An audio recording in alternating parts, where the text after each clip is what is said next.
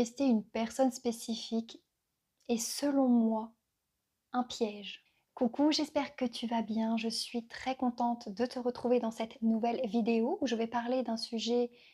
Je vais peut-être pas me faire que des amis, mais c'est pas grave. C'est quelque chose qui me tient à cœur de venir partager, toujours dans cette notion où on est responsable de son pouvoir créateur, toujours pour vous amener à côtoyer et à être au plus proche de ce pouvoir créateur que vous avez à l'intérieur de vous. Donc le sujet de cette vidéo, c'est manifester une personne spécifique, le piège. J'ai envie de te dire, arrête ça tout de suite. Je sais que c'est quelque chose de tendance en ce moment où partout on voit manifeste ta SP, manifeste ta personne spécifique, etc. Oui, si vous voulez. Si, après, vous êtes libre de faire ce que vous voulez. Je ne suis pas là pour vous dire ce que vous devez faire ou non, mais je suis là pour vous donner ma façon de penser à ce sujet. Donc, manifester une personne spécifique, pourquoi c'est un piège? Tout d'abord, il y aurait tellement de raisons, mais je ne vais pas tous les citer, mais tout d'abord, ça vous fait perdre, selon moi, votre pouvoir personnel. Ça vous cantonne en fait à vous focaliser sur une personne spécifique, du coup, à cloisonner votre énergie. Ça prend de votre énergie parce que vous êtes tellement concentré à attirer cette personne que vous dépensez énormément d'énergie là-dedans. Et surtout dans le fait de manifester une personne spécifique, vous lui prenez un peu de son libre arbitre parce que vous allez chercher un peu de ses énergies en faisant des manifestations, en faisant des rituels, en faisant appel à des personnes qui font des rituels pour faire revenir une personne spécifique. Je ne vous dis pas qu'il ne faut pas manifester dans sa vie. Attention, la loi de la manifestation, la loi de l'attraction, bien sûr qu'elle existe, mais utilisez-la pour vous renforcer et non pour vous cloisonner dans quelque chose à juste une personne spécifique, c'est cette personne-là que je veux et personne d'autre. Est-ce que ça ne serait pas un peu trop d'ego? Est-ce que c'est vraiment profitable pour vous? Est-ce que c'est profitable pour cette personne? Est-ce que si cette personne vient dans votre vie et que vous finissez par avoir une histoire, est-ce que c'est vraiment le fait de la vie et que vous avez été destiné à vous retrouver, ou est-ce que c'est parce que vous êtes venu un peu forcer les choses? Bien sûr que la pensée est créatrice, bien sûr que vous allez pouvoir attirer cette personne. Mais est-ce que c'est vraiment quelqu'un qui vous correspond? Souvent, quand on attire une personne et que on doit s'y reprendre à plusieurs fois pour attirer cette personne, un message, une communication, etc., la question à se poser, c'est est-ce que cette personne est réellement, oui, peut-être ce dont j'ai envie, mais est-ce que c'est réellement ce dont j'ai besoin? Est-ce que je respecte le libre arbitre? Est-ce que je suis dans le plein potentiel de ma création? Est-ce que cela me correspond vraiment? Est-ce que je ne suis pas en train de jouer un peu avec les énergies? Après, certaines personnes me diront, Maëva, écoute, moi je m'en fous, c'est cette personne que je veux et pas une autre.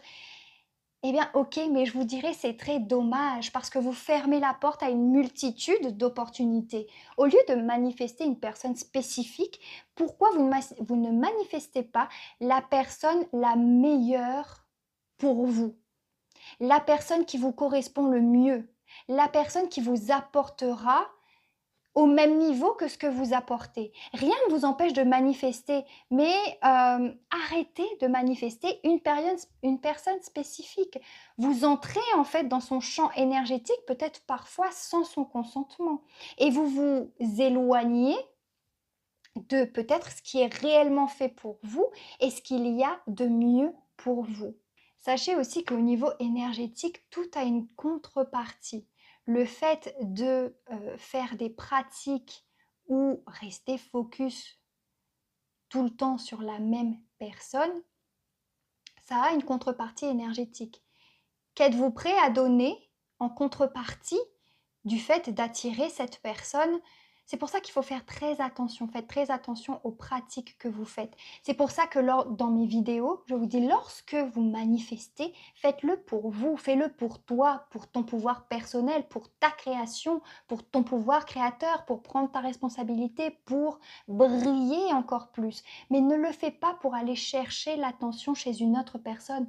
Ne le fais pas pour aller pour aller avoir main mise sur une énergie extérieure. fais-le pour toi, pour briller, pour rayonner, pour avoir ton meilleur higher self, pour miser sur toi. Mise sur toi. Quand tu fais tes manifestations, tes rituels, au contraire, je vous encourage à faire des rituels pour vous, à allumer une bougie noire pour faire partir toutes les énergies négatives et allumer, je sais pas, une bougie jaune pour l'abondance avec une pierre de pyrite, une pierre de citrine. Vous visualisez, peu importe le domaine, si vous êtes dans l'entrepreneuriat, même pour une relation. Vous pouvez allumer une bougie rose ou une bougie verte, prendre une pierre de quartz rose, noter votre intention, écrire une lettre pour demander à attirer la meilleure personne qui soit pour vous. Attirer une énergie, mais ne demandez pas à attirer une personne spécifique. Ça n'est pas la même chose. Parce lorsque vous demandez à attirer une énergie, une vibration, vous n'entrez pas dans le champ énergétique d'une autre personne contre sa volonté, mais vous entrez dans le champ des possibles où on pourra vous amener une personne qui correspond, qui matche naturellement avec cette énergie. Tandis que si vous êtes là à manifester cette personne spécifique, voilà, il y a quelque chose pour moi de forcé qui, au niveau énergétique, n'est pas forcément OK. Après, encore une fois, vous faites ce que vous voulez. Je ne suis pas là pour faire la police. Selon moi, ce n'est que ma vérité. Mais le plus important pour moi serait de miser sur soi. On minimise trop. Je trouve que c'est devenu trop à la mode. Manifeste ta personne spécifique sans prendre en compte toutes les conséquences que cela peut avoir derrière. Après, je ne parle que de manifestation, mais les rituels de magie rouge où on fait revenir des personnes, ou ça aussi, faites très attention. Est-ce que vous savez à qui la personne à laquelle vous demandez ça, à quoi elle se connecte? Quel est son point de connexion de base? À quel égrégore elle se connecte? Et quelle est la contrepartie pour vous et pour elle lorsqu'elle fait cela?